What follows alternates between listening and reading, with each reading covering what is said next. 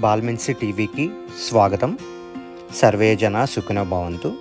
ఈ వీడియోలో శ్రీ మద్దాంజనేయ స్వామి దేవస్థానంలో ఉన్నటువంటి ప్రకాష్ శర్మ శుక్ల యజుర్వేద పండితులు గారిని ఈ దేవాలయ విశిష్టత మరియు కళ్యాణం ఎలా చేయించుకోవాలి అనేది తెలుసుకుందాం.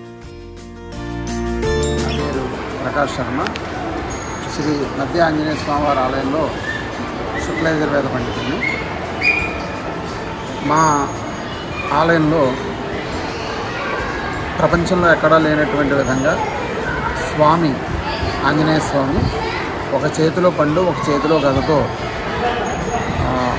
భక్తులకు దర్శనమిస్తూ ఉంటారు.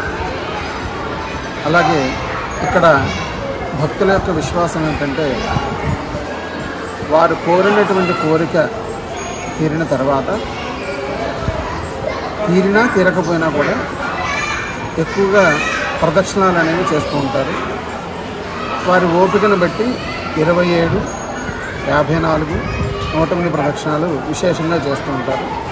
అలాగే ప్రతి శనివారం కూడా అభిషేకం జరుగుతుంది మూలమూర్తికి. ఆ అభిషేకం స్వయంగా భక్తులతోనే చేసుకునేటువంటి వెసులుబాటు దేవస్థానం వారు కల్పించారు. అలాగే ఈ భక్తుల యొక్క కోరికలు నెరవేరేటువంటి విషయంలో భాగంగా ప్రతి పూర్వభాద్ర నక్షత్రానికి స్వామివారి సువత్సల హనుమత్ కళ్యాణం. సాధారణంగా ఆంజనేయ స్వామివారికి కళ్యాణం అనేది చాలా తక్కువగా జరుగుతూ ఉంటుంది. అయితే ఈ కళ్యాణం మాత్రం ప్రతి పూర్వభాద్ర నక్షత్రం నెలలో ఒక్కసారి జరుగుతూ ఉంటుంది. ఈ కళ్యాణం వివాహం కాని వారు కానీ, వివాహ సంబంధాలు ఆటంకాలు కలుగుతున్న వారు కానీ, లేదు సంసారంలో ఇబ్బందులు కలుగుతున్నవారు కానీ, పెళ్ళయ్యి ఇబ్బందులు కలుగుతున్నవారు కానీ, ఇలాగా చదువులు సరిగ్గా రానివారు కానీ, ఉద్యోగాల కోసం కానీ ఏదైనా నుండి మనం ఆంజనేయ స్వామి వారి కళ్యాణం కనుక చేయించుకుంటే మంచి ఫలితాలు చాలామందికి వచ్చాయి. అలాగే చేయించుకున్నటువంటి ప్రతి ఒక్కరికి కూడా వారి యొక్క విశ్వాసాన్ని బట్టి ఫలితాలు అనేవి మనకి ఇక్కడ భక్తుల రూపంలో వారి యొక్క మాటల రూపంలో కూడా మేము తెలుసుకోవడం జరుగుతుంది. జై శ్రీరామ్, జై హనుమాన్. ఈ కళ్యాణం పద్ధతి ఏంటండి? ఏ రోజు రావాలి, ఏమేమి తెచ్చుకోవాలి, ఏమన్నా మనం టోకెన్ ఏమన్నా టికెట్ ఏమన్నా తీసుకోవాలా? ఆ ప్రాసెస్ చెప్తారా? అలాగే ఈ సువత్సల హనుమత్ కళ్యాణం ప్రతి నెల పూర్వభాద్ర నక్షత్రంలో జరుగుతుంది. దానికి 2 రోజుల ముందుగా దేవాలయానికి వచ్చి కానీ లేదా ఫోన్ చేసి కానీ మీరు దాని యొక్క టికెట్ని బుక్ చేసుకోవడం చేయవచ్చు. మీరు దానిని టికెట్ నిమిత్తం 1116 లాగా ఉంటుంది టికెట్.